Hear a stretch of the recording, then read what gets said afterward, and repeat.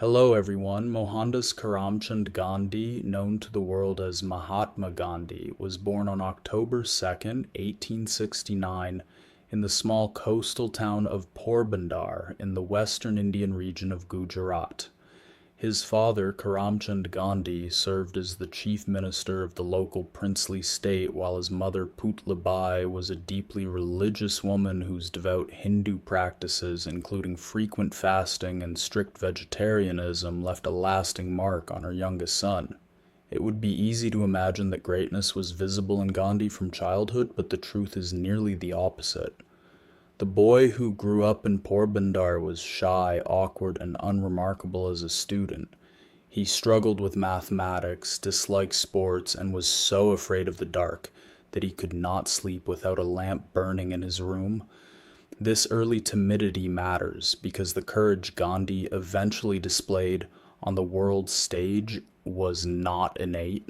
It was built slowly and with great effort through decades of discipline, failure, and honest self-reflection. At 13, following the custom of the time, Gandhi was married to Kasturba Makhanji, who was also 13.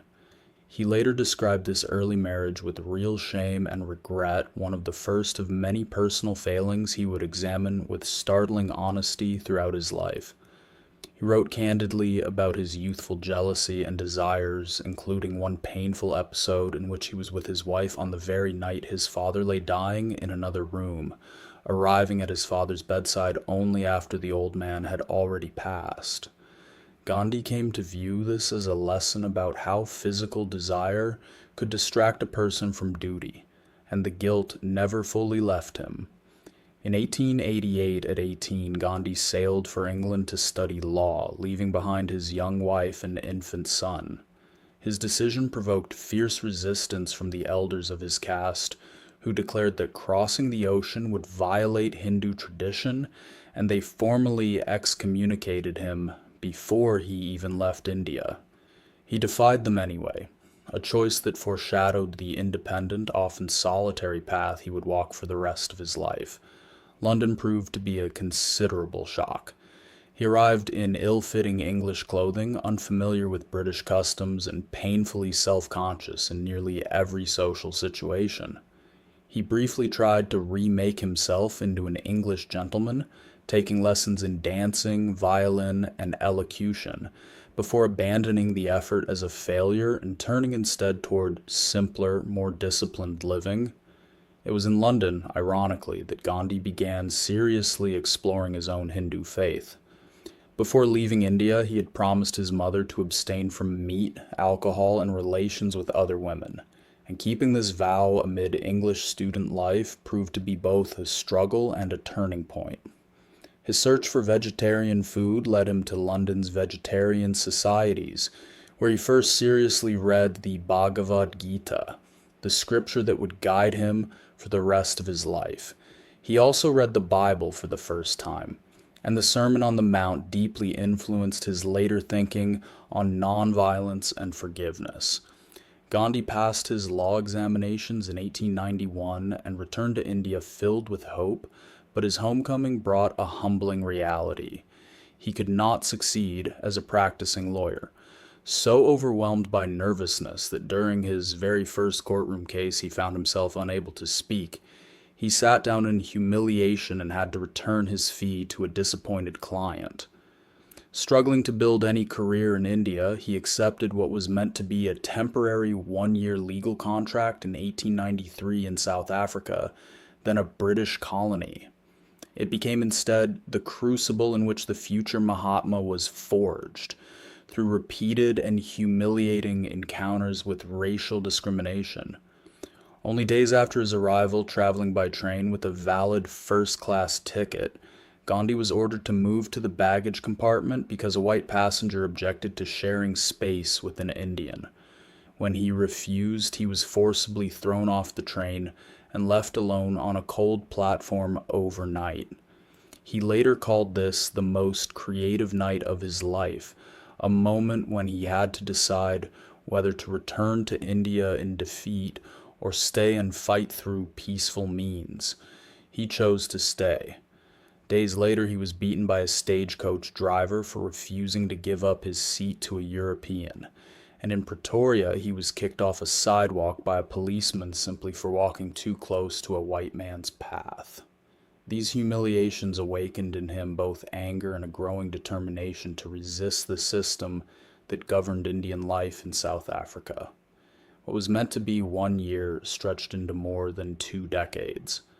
Gandhi built a legal career while organizing the local Indian community, founding the Natal Indian Congress in 1894 to fight discriminatory legislation. His activism was often frustrating, marked by repeated setbacks, and he faced resistance not only from the white government but sometimes from wealthier Indian merchants uncomfortable with his insistence on personal sacrifice. It was during these years that Gandhi developed Satyagraha, or truth force, a philosophy of active, disciplined resistance in which practitioners refused to cooperate with unjust laws while refusing to use violence, willingly accepting suffering and imprisonment to appeal to the conscience of the oppressor. He first tested it in 1906, organizing Indians to defy a law requiring them to be fingerprinted like criminals. Thousands, including Gandhi, were jailed for their refusal. His South African years also brought personal transformation and hardship. In 1906, he took a vow of celibacy, gave up his lucrative law practice, and established communal settlements, Phoenix Settlement and later Tolstoy Farm, where followers practiced manual labor and simple living. These experiments were not always successful, and his family suffered under his demanding austerity. His eldest son, Harilal, deeply resented his father's refusal to fund his education in England the way Gandhi himself had studied there, a conflict never resolved.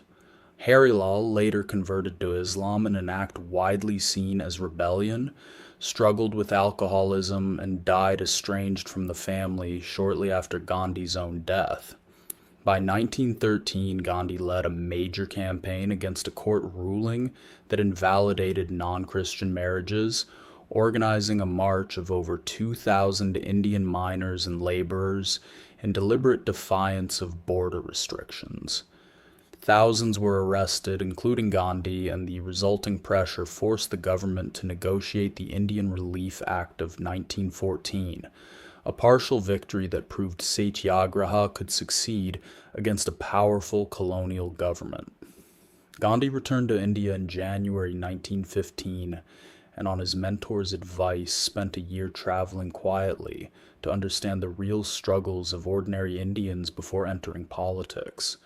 His first campaigns focused on local grievances. In 1917, he traveled to Champaran, Bihar, where indigo farmers were forced to sell crops to British planters at unfair prices. Ordered to leave the district, he refused and accepted arrest instead, a direct application of Satyagraha on Indian soil. The resulting protests forced reforms curbing the worst abuses. Similar campaigns followed among mill workers in Ahmedabad and farmers in Kedah facing crop failure, yet still taxed at full rates. The true turning point came with the Jallianwala Bagh massacre of April 1919, when British troops opened fire without warning on an unarmed crowd in Amritsar, killing hundreds. Combined with the repressive Rowlatt Act, this convinced Gandhi that petitions to colonial authorities were no longer sufficient. In 1920, he launched the non-cooperation movement, calling on Indians to boycott British schools, courts, jobs, and foreign cloth, urging citizens to spin their own khadi cloth as a symbol of self-reliance. Millions participated, marking the first genuinely nationwide challenge to British rule.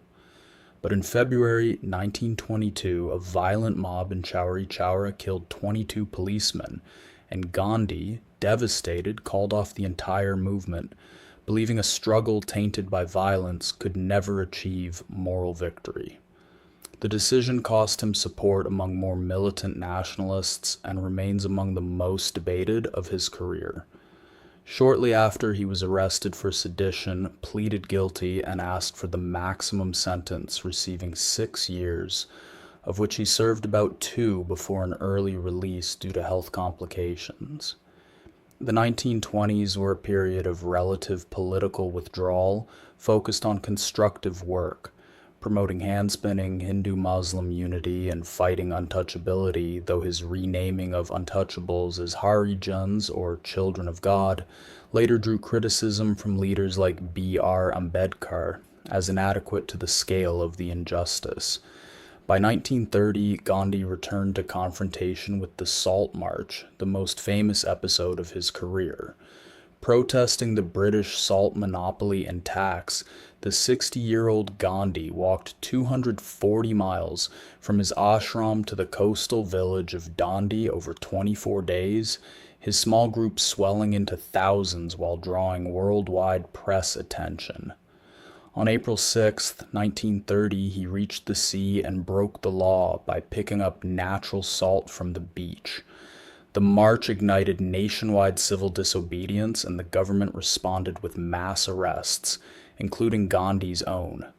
The brutal beating of unresisting protesters at the Dharasana Salt Works, witnessed by American journalist Webb Miller, shocked international opinion and damaged Britain's moral standing. Released in 1931, Gandhi negotiated the Gandhi-Irwin Pact and traveled to London for the Second Round Table Conference, which achieved little, and he was arrested again upon his return. In 1932, while imprisoned, Gandhi undertook a fast unto death opposing separate electorates for untouchables, a measure championed by Ambedkar as a way to secure independent political power for his community. Gandhi feared it would permanently divide Hindu society. Ambedkar, fearing Gandhi's death would be blamed on him and could trigger further violence, negotiated the Pune Pact, replacing separate electorates with reserved seats within the general electorate. Ambedkar later criticized Gandhi's broader approach to caste as insufficiently radical, arguing he sought to preserve a reformed caste system rather than abolish it, a disagreement that remains a significant tension in Indian history. Fasting became one of Gandhi's central tools. He undertook at least 17 major fasts over his lifetime, using his body and the threat of death as moral pressure, despite doctors' repeated warnings about the toll on his heart. As World War II began, Gandhi opposed Indian participation on pacifist grounds, while privately sympathizing with the fight against Nazism. By 1942, with Japanese forces advancing toward India, he and Congress launched the Quit India movement, demanding immediate independence with his famous call to do or die. The British arrested the entire senior Congress leadership within hours, imprisoning Gandhi at the Aga Khan Palace. In February 1944, his wife of over 60 years, Kasturba, died in custody there, a devastating loss following decades of shared struggle. He was released in May 1944 amid concerns he might die in British custody. Gandhi's final years were dominated by his most painful struggle, preventing the partition of India along religious lines. He had devoted his life to Hindu-Muslim unity, and the Muslim League's push under Muhammad Ali Jinnah for a separate Pakistan represented a devastating repudiation of that vision. As negotiations proceeded through 1946 and 1947, communal violence exploded with horrifying savagery. The Great Calcutta killings alone left thousands dead, and violence spread through Bihar, Bengal, and Punjab. Gandhi, now in his late 70s, traveled personally into the worst affected areas, particularly Noakhali, walking barefoot from village to village, trying to calm the violence through direct presence, largely without security, in what may have been the loneliest struggle of his life. India achieved independence on August 15, 1947, but Gandhi refused to join the official celebrations, spending the day fasting and praying in riot-torn Calcutta instead. Partition triggered one of history's largest mass migrations, displacing 14 to 18 million people, with an estimated 1 to 2 million dying in the violence. A profound and heartbreaking failure for a man who had fought his whole life for unity. In January 1948, he undertook one final fast in Delhi to pressure both communities toward peace and to compel the release of funds owed to Pakistan, succeeding but further enraging Hindu extremists who viewed him as favoring Muslim interests. That fury had already produced a bomb thrown at a Gandhi prayer meeting on January 20th, 1948, which he survived unharmed, urging that no harm come to the attacker. 10 days later, on January 30th, 1948, as the 78-year-old Gandhi walked to a prayer meeting at Birla House in Delhi, Nathuram Godse, a Hindu nationalist who blamed him for the appeasement of Muslims and the vivisection of India, stepped from the crowd, bowed as if in respect, and fired 3 shots into his chest at close range. Gandhi died almost instantly. Nehru announced his death to the nation, declaring that the light had gone out of their lives. Gandhi's body was cremated on the banks of the Yamuna River before a crowd estimated at over 1 million mourners. Godse and his co-conspirator were later tried, convicted, and executed despite appeals from Gandhi's own sons, consistent with his lifelong opposition to capital punishment, to have the sentence commuted. It would be incomplete to tell Gandhi's story only as a tale of political triumphs. Much of his life struggle was internal, waged against his own weaknesses, and this cannot be separated from his public legacy. He wrote with remarkable honesty in his autobiography, pointedly titled, "The Story of My Experiments with Truth," about his failures as a husband and father, his youthful lust and jealousy, and the suffering his demanding austerity caused those closest to him, especially Kasturba. His experiments extended into controversial practices in his final years that remain a subject of serious historical debate and criticism. His political struggles were equally marked by real failure alongside success. The controversial end of the non-cooperation movement, his fraught relationship with Ambedkar over caste, and his ultimate inability to prevent the bloodshed of partition despite his most determined efforts. Despite these struggles and unresolved contradictions, Gandhi's influence on the 20th century has been immense. His philosophy of nonviolent resistance directly inspired Martin Luther King Jr. and the American Civil Rights Movement, Nelson Mandela and the struggle against apartheid, and countless other movements for civil rights and independence worldwide.